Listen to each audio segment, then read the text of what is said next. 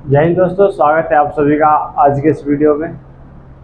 तो आज के इस वीडियो में हम क्लास 12th जियोग्राफी यानी कि भूगोल विषय के पहले चैप्टर के बारे में जानकारी लेंगे और भूगोल विषय में हमें क्या क्या पढ़ना है उस विषय में जानकारी लेंगे। तो क्लास 12th जो जियोग्राफी सब्जेक्ट है उस सब्जेक्ट में हमें दो चीज़ें पढ़नी होती हैं।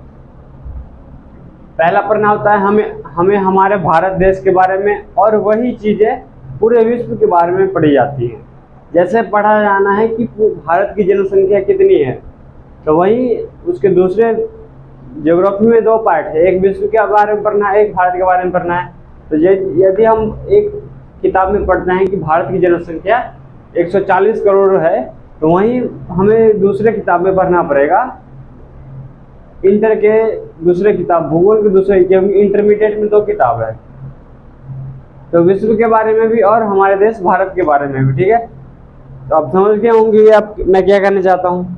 तो पहला चैप्टर का नाम है मानव भूगोल प्रकृति एवं विषय। ठीक है, मानव भूगोल।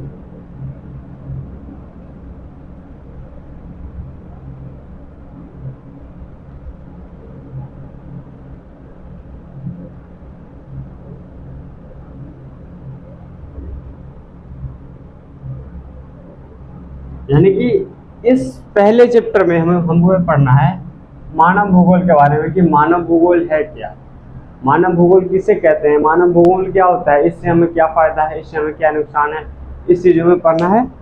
और प्रकृति एवं विषय के बारे में, यानी कि इसका प्रकृति से और अन्य विषयों से क्या क्या संबंध है, इस संबंध को हमें इस चैप्टर में, भूगोल के पहले चैप्टर में पढ़ना है, और यह विश्व के संदर्भ में पढ़ा जाना है। ठीक है, तो जानते हैं हम कि मानव भूगोल क्या होता है। ठीक है, मैं उसका फोटो आगे स्क्रीन पे दे दूंगा जिससे आप समझ सकते हैं।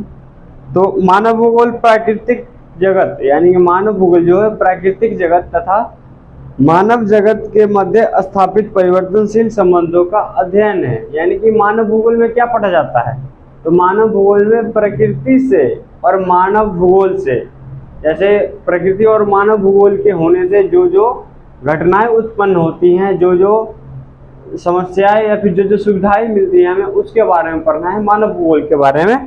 तो आप समझ गए होंगे कि मानव भूगोल क्या है।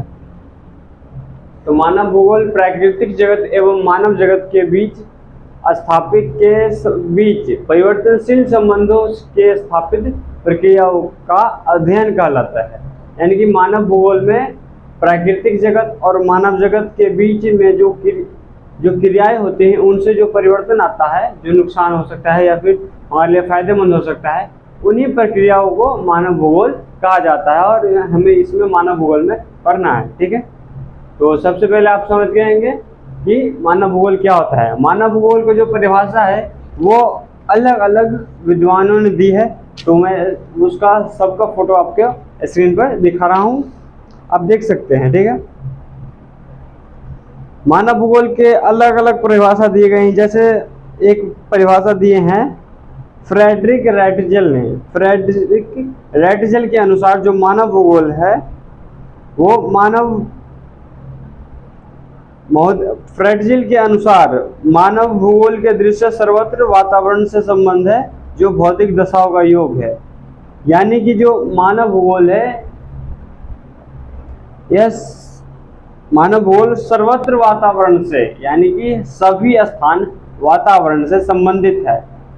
सीधी सी बात है कि कोई भी मानव रहेगा तो अपने आसपास के वातावरण से संबंधित ही रहेगा और जो भौतिक दशाओं का योग है, यानी कि जो वहाँ की आसपास जो भौतिक चीजें होती हैं उसकी दशाओं का योग होता है। ठीक है, अगले एक व्यक्ति हैं जिनका नाम है कू एलन सैंपल। ठीक है, कू एलन सैंपल ने बताया कि मानव तथा पृथ्वी दोनों ही क्रियाशील व निरंतर परिवर्तनशील है। यानी कि मानव क्या है, ये तो क्रियाशील व्यक्ति है, और प्राकृतिक जगत क्या है, तो यह भी अक्रियाशील है। यानी कि ये क्या है, अक्रियाशील नहीं, यह भी परिवर्तनशील है, यह भी हमेशा बदलते रहता है। तो दोनों के मध्य जो क्रिया करके जो अंतर आता है उसी के संबंध को मानव भूगोल कहा जाता है। ठीक है, को एलन सैंपल ने एक और परिभाषा दी है कि मानव भूगोल क्रियाशील मानव तथा अस्थायी पृथ्वी के परिवर्तनशील संबंधों का अध्ययन है। यानी कि जो मानव भूगोल है वो क्रियाशील मानव, यानी कि मानव तो क्रियाशील है, और अस्थायी पृथ्वी, क्या पृथ्वी पृथ्वी परमानेंट है, एक जैसा है हमेशा, नहीं है। तो मानव भूगोल क्रियाशील मानव और अस्थायी पृथ्वी के मध्य परिवर्तनशील संबंधों का अध्ययन है। ठीक है, तो आपने मानव भूगोल का परिभाषा लिख लिया होगा। मैंने अभी तक 3 परिभाषाएं बता दी है। आपको तीनों परिभाषाएं आप नोट कर लीजिए, क्योंकि यह एग्जाम में प्रश्न एक पूछा ही जाता है। 2023 के भी एग्जाम में पूछा गया है कि मानव भूगोल क्या है, इसकी परिभाषा दीजिए। ठीक है,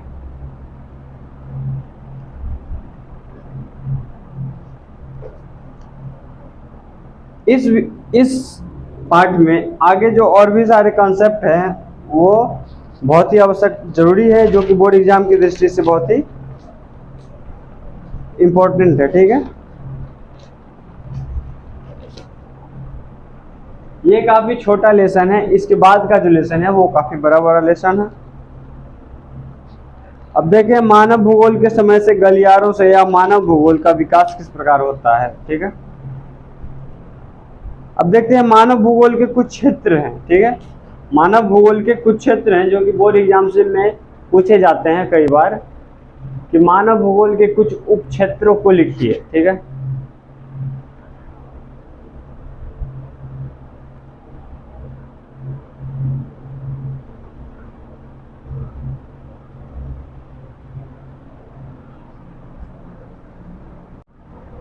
तो आइए आप देख लेते हैं मानव भूगोल के कुछ उप क्षेत्र, जो कि बोर्ड एग्जाम के दृष्टि से कई लाभदायक है ये कॉन्सेप्ट, और ये बोर्ड एग्जाम में बार बार पूछे जाते हैं। ठीक है, तो सबसे पहले देखते हैं मानव भूगोल के क्षेत्र। जो मानव भूगोल होते हैं उनके कुछ क्षेत्र होते हैं, उन क्षेत्रों के कुछ उप क्षेत्र होते हैं। जैसे ये समझ लीजिए कि एक पैर होता है, ये जैसे मान लीजिए एक मेरा हाथ है। ठीक है, हाथ है, तो हाथ में क्या होता है, कई उंगलियां हैं, तो उंगलियों में भी कई प्रकार की नसें होंगी, तो उसी प्रकार इसमें भी जैसे मानव भूगोल होते हैं, तो मानव भूगोल के अलग अलग क्षेत्र हैं। जैसे है सामाजिक भूगोल, राजनीतिक भूगोल, आर्थिक भूगोल, इस तरह से और भी भूगोल है। तो उनके कुछ उप क्षेत्र देख लेते हैं, जो कि बोर्ड एग्जाम में काफी बार पूछे गए हैं और 2023 के एग्जाम में भी पूछा गया है। ऑब्जेक्टिव प्रश्नों में ये खास करके पूछा जाता है। तो है सामाजिक भूगोल। तो सामाजिक भूगोल में कौन कौन से उप क्षेत्र होंगे सामाजिक भूगोल के? तो सबसे पहले ये आप जान लें कि मानव भूगोल के क्षेत्र कौन कौन से हैं। तो पहला जो क्षेत्र है इसका ये है सामाजिक भूगोल, दूसरा है राजनीतिक भूगोल, फिर और भी है जो कि वीडियो के आगे में आपको पता चलेगा। तो सामाजिक भूगोल के अंतर्गत आते हैं व्यवहारिक भूगोल, क्योंकि व्यवहारिक भूगोल जो हमारे हर रोज के व्यवहार में चीजें आती हैं उनको हम व्यवहारिक भूगोल में पढ़ते हैं। ठीक है, फिर ये सामाजिक कल्याण का भूगोल, यानी कि समाज का कल्याण किस प्रकार हो सकता है, इसका भूगोल। फिर आगे है लिंग भूगोल, जानते हैं आप भारत में लैंगिक समस्याएं हमेशा बनी रहती है, तो लिंग भूगोल। और फिर है ऐतिहासिक भूगोल, यानी कि भारत में ऐतिहासिक में जो इतिहास में भूगोल कैसा था और अभी का भूगोल कैसा है। और एक और है चिकित्सा भूगोल, यानी कि डॉक्टर भूगोल। तो ये चिकित्सा भूगोल है क्योंकि अभी ऐसा कोई घर ही नहीं है जहाँ कोई बीमारी हो ही ना, बीमारी हर घर में है ही। ठीक है, आप जानते ही हैं। तो चिकित्सा भूगोल ये आ गया सामाजिक भूगोल के अंतर्गत। और आपको एग्जाम में प्रश्न कुछ इस प्रकार से पूछा जाएगा कि निम्नलिखित, अगर ऑब्जेक्टिव बना तो इस प्रकार पूछा जाएगा, 4 विकल्प दे देंगे आपके सामने, इनमें से कोई, और या फिर अदर भी, और पूछ जाएंगे कि निम्नलिखित में से कौन सा भूगोल है जो कि सामाजिक भूगोल से संबंध नहीं रखता है। और आपको 4 विकल्प दे देंगे और एक उनमें से कोई और दे देंगे और बोलेगा सही पे टिक लगाइए। ठीक है, तो आपसे प्रश्न पूछा जाएगा कि निम्नलिखित में कौन सा भूगोल है जो कि मानव भूगोल से संबंधित, सामाजिक भूगोल से संबंधित नहीं है। तो इनमें से 3 आपको विकल्प में दे देंगे और एक और दूसरा विकल्प में दे देंगे, ये राजनीतिक भूगोल का या फिर किसी अन्य भूगोल का, और आपको कहेंगे निम्नलिखित में से किसी एक पर सही चिन्ह लगाइए या फिर OMR शीट में भरिए। तो इस प्रकार ये बहुत ही नॉर्मली बात है। यदि आप यहाँ से समझ जाते हैं तो ये कोई भारी बात नहीं है। ठीक है, तो एक बार रिवीजन करते हैं। सामाजिक भूगोल में क्या क्या आता है? तो सामाजिक भूगोल में वैसी चीजें आती है जो समाज में होती है। समाज में क्या क्या होता है? तो व्यवहारवादी भूगोल, जो हमारे व्यवहार में चीजें आती हैं उनको व्यवहारवादी भूगोल में पढ़ते हैं। सामाजिक कल्याण का भूगोल, तो जो समाज का कल्याण किस प्रकार हो सकता है उसको सामाजिक कल्याण में। फिर है सांस्कृतिक भूगोल, यानी कि हमारे देश में जो सांस्कृतिक कार्यक्रम चलते हैं या फिर सांस्कृतिक चीजें जो होती है जो कि परंपराओं से हमारे यहाँ चली आ रही है, जो हमारे पूर्वज किया करते थे वो भी आज हम कर रहे हैं, तो ये एक संस्कृति हो गई ना जो परंपरागत तरीके से आ जा रहा है, तो उसको सांस्कृतिक भूगोल में पढ़ेंगे। फिर है लिंग भूगोल, यानी कि लैंगिक चीजों को लिंग भूगोल में पढ़ेंगे। फिर है ऐतिहासिक भूगोल। ऐतिहासिक भूगोल में जो हमारे इतिहास के चीज थे, जो जैसे इतिहास में हमारी भौगोलिक चीजें कैसी थी, क्या आज इतनी सारी जो बिल्डिंग्स है वो आज से 50 साल पहले बनी हुई थी, नहीं बनी हुई थी, तो ये किस चीज में पढ़ेंगे हम? ऐतिहासिक भूगोल में पढ़ेंगे। फिर चिकित्सा भूगोल, यानी कि चिकित्सा की जो प्रणाली धीरे धीरे बदल रही है, इसको हम किस चीज में पढ़ेंगे? पहले चिकित्सा किस प्रकार हुआ करती थी? पहले पत्तों को पीस कर उसको निचोड़ निकाल के घाव पर लगा लिया जाता था। अभी किसी को भी कोई दिक्कत होता है तो क्या आता है, कहते हैं जाओ दुकान से एक ही टैबलेट ले आओ, है ना। तो ये चिकित्सा भूगोल में ये चीज को समझा जाएगा, ठीक है। और दूसरा है मानव भूगोल के क्षेत्र राजनीति भूगोल, और राजनीति भूगोल के उपक्षेत्र है निर्वाचन भूगोल, सैन्य भूगोल। क्योंकि राजनीति है, पॉलिटिक्स है, तो यहाँ निर्वाचन सबसे जरूरी है, यानी कि सिलेक्शन सबसे जरूरी, इलेक्शन सबसे जरूरी चीज है। फिर सैन्य भूगोल, यानी कि हमारे सैन्य भूगोल, सैन्य जो रखती है सेना, उसको पढ़ा जाता है सैन्य भूगोल में। सैन्य चीज है ये, ठीक है। और मानव भूगोल के जो और भी क्षेत्र हैं, जैसे पहला है सामाजिक, दूसरा राजनीति, तीसरा है और भी बहुत सारे हैं, उसको भी आगे देखते हैं।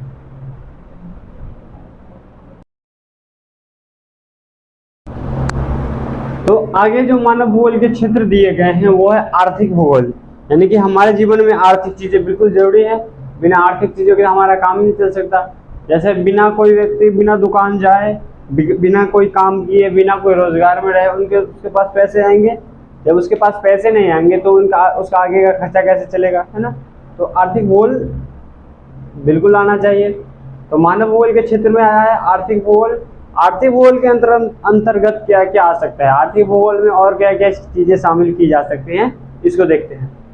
तो आर्थिक भूगोल में शामिल की जा सकती है संसाधन भूगोल, यानी कि हमारे पास जो भी रिसोर्सेस होते हैं, संसाधन होते हैं, जैसे किसी देश के पास कोयला अधिक है, किसी देश के पास पेट्रोलियम अधिक है, किसी देश के पास क्या है कि थोरियम अधिक है, प्लेटिनम अधिक है।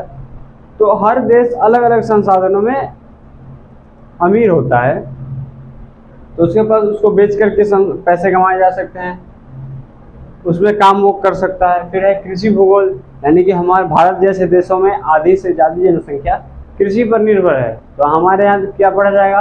कृषि भूगोल।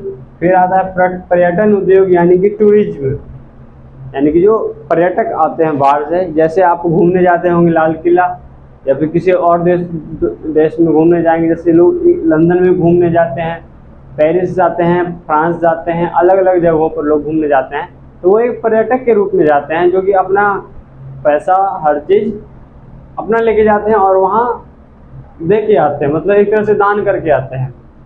जैसे मान लीजिए आपके गांव में कोई एक ऐसा जगह है जो कि बहुत ही फेमस है आपके पूरे ज़िले में या फिर पूरे राज्य में, तो वो मान लीजिए वो चीज़ आपका है, ठीक है। तो आप जब वो चीज़ लोग घूमने आएंगे तो कहाँ जाएंगे? आपके यहाँ आप कमरा आपके यहाँ लेंगे, वो खाना आपके यहाँ खाएंगे, होटल रहेगा तो खाना आपके यहाँ खाएंगे। अगर गांव में कहीं घूमने गए तो वो गांव वालों से चीज़ें खरीदेंगे, तो ये चीज़ों में फ़ायदा किनको होगा? आपको होगा, आपके गांव वालों को होगा, यही होगा, गांव वालों को ही होगा ना। तो उसी तरह से जो पर्यटन उद्योग है, मान लीजिए जो पर्यटक जहाँ आते हैं वहाँ के लोगों का फ़ायदा करके जाते हैं। जैसे आप में से 10 लोग अगर ताजमहल घूमने चले गए तो इसमें किसका फ़ायदा होगा? आप तो सिर्फ घूमने गए, उस चीज़ को देखने गए, लेकिन आप जहाँ रुके तो कमरा लिए, फिर रुकेंगे तो कहीं खाना खाएंगे, फिर आप ताजमहल अगर घूम रहे हैं तो वहाँ कुछ लोग होंगे जो कुछ चीज़ों को बेच रहे होंगे, और वो चीज़ अगर बाज़ारों में जाएंगे तो आपको 10 रुपये में मिल जाएंगी, लेकिन अगर आपको वो चीज़ें ताजमहल पे बिकती है तो 50 रुपये में बिकती है। तो वो चीज़ें 50 रुपये में क्यों बिकती है? क्योंकि उनको फ़ायदा कमाना है। तो किसको फ़ायदा हो इस चीज़ से? जो चीज़ वहाँ बेच रहे हैं उनको लोगों को फ़ायदा है ना। तो पर्यटन उद्योग में एक तरह से पैसा देना समझा जाता है, ठीक है। फिर अंतर्राष्ट्रीय व्यापार का उद्योग। अब व्यापार का बात आया, बिजनेस का बात आया जब, तो बिजनेस किसी एक देश में सीमित नहीं रह सकती है। जैसे कोई चीज़ ऐसी चीज़ें हैं जो कि सिर्फ एक देश अपने संसाधनों से पूर्ति नहीं कर सकता है। जैसे भारत हमारा देश है, भारत हमारे देश में हम जितना तेल, यानी कि तेल वही जो हम हर रोज़ खाते हैं, वो उस तेल को, रिफाइंड तेल, सरसों तेल, ये चीज़ें हमारे यहाँ उतनी ज़्यादा उत्पादित नहीं होती हैं जितना कि हम खाते हैं। हमारा जो तेल है वो आधा एक्सपोर्ट किया जाता है, बाहरी देशों से मंगवाया जाता है, ठीक है। हम इंडिया वाले तेल ही इतना खा लेते हैं, खाते खूब है, पकौड़े में तेल, ये हाँ तेल, रोटी में तेल, सब्जी में तेल, हर जगह तेल तेल कर रखा है हमने, पूरा इंडिया तेल तेल। उद्योग भूगोल यानी कि इंडस्ट्री भूगोल, इंडस्ट्री के बारे में पढ़ा जाना उद्योग भूगोल में आएगा। तो ये थे आर्थिक भूगोल। फिर आते हैं जनसंख्या भूगोल, यानी जनसंख्या भूगोल में जनसंख्या भूगोल का में ही पढ़ना है कि किस किस किस कैटेगरी की कितनी जनसंख्या है। जैसे आदिवासी जाति हो गए, कुछ विकसित जातियाँ होती हैं, किसकी जनसंख्या है, जैसे पुरुषों की जनसंख्या कितनी है, महिलाओं की जनसंख्या कितनी है, जो युवा हैं उनकी जनसंख्या कितनी है, कहीं की मृत्यु दर कितनी है, कहाँ का जन्म दर कितना है, इन सब चीज़ों को पढ़ा जाता है जनसंख्या भूगोल। फिर अधिवास भूगोल यानी कि रहने का भूगोल, अधिवास भूगोल। जैसे लोग अलग अलग जगहों में रहते हैं, जैसे कोई पक्को मकान में रहते हैं, कोई कच्चे मकान में रहते हैं, कोई झुग्गी झोपड़ी लगा के रहते हैं, या फिर कोई सिर्फ टेंट वेंट लगा के रहते हैं। तो ये अधिवास भूगोल हो गया। और ग्रामीण शहरी परिवेश हो गया ना। जैसे लोग गाँव में किसी और तरीके से अपना मकान बना के रहते हैं, अब तो गाँव में भी क्या हो गया, पक्के मकान आ गए, पहले गाँव में कच्चे घर ही हुआ करते थे। तो ग्रामीण और शहरी दोनों के अधिवास के बारे में पढ़ना है अधिवास भूगोल में, ठीक है। तो उम्मीद करता हूँ कि यह जो मानव भूगोल के क्षेत्र हैं और जो उपक्षेत्र है वो आपको पूरा समझ में आ गया होगा। तो हम आगे की वीडियो में चलते हैं। आगे इस चैप्टर में हमारे पास दो टॉपिक बचते हैं, निश्चयवाद और संभववाद। कि निश्चयवाद क्या है, संभववाद क्या है, इस चीज़ को समझते हैं। और ये हमारा चैप्टर जो है, पहला चैप्टर, ये समाप्त हो जाएगा, ठीक है। तो आगे चल के इस वीडियो को, आगे की वीडियो को हम पूरा करते हैं। सबसे पहला है हमारा कि निश्चयवाद क्या है। निश्चयवाद मानव भूगोल की एक प्रमुख विचारधारा है, जिसके अनुसार जो मानव है वो प्राकृतिक चीज़ों पर निर्भर है। यानी कि मानव अपने अनुसार प्राकृतिक चीज़ों का इस्तेमाल नहीं कर सकता है, वह एक नियमित के अनुसार ही प्राकृतिक चीज़ों का उपयोग कर सकता है। इसी विचारधारा को कहा जाता है निश्चयवाद। और एक है संभववाद। संभववाद मानव भूगोल की एक विचारधारा है, जिसमें यह माना जाता है कि यह संभववाद विचारधारा के अनुसार जो मानव है वो प्रकृति में हर चीज़ का स्वामी है, वो अपने अनुसार हर चीज़ का उपभोग या फिर प्रकृति में जितने भी संसाधन है उसका उपयोग कर सकता है। तो सिंपल सा ये टॉपिक है। इसका जो दोनों का डिफिनेशन है वो मैं ऊपर वीडियो में, ऊपर फोटो में दिखा दूंगा, आप वहाँ से देख सकते हैं। और आपने अभी तक हमारा अगर टेलीग्राम चैनल ज्वाइन नहीं किया है तो आप हमारा टेलीग्राम चैनल ज्वाइन कीजिए, हमारा व्हाट्सएप ग्रुप ज्वाइन कीजिए। आप वहाँ से जो हमारे लाइव क्लासेस होती है वहाँ से नोटिफिकेशन आपको भेज दी जाएगी 10 मिनट पहले, 20 मिनट पहले। और आप वहाँ से हमारे हर रोज़ का क्लास ज्वाइन कर सकते हैं। और मेरा जो इंटरमीडिएट में 408 नंबर आया था, तो आप अगर यहाँ से पढ़ाई करते हैं तो अच्छी खासी जानकारी ले सकते हैं। आपने हमारा वीडियो अंत तक देखा, इसके लिए आपका धन्यवाद। आपसे मिलते हैं अगले वीडियो के साथ, तब तक के लिए जय हिंद।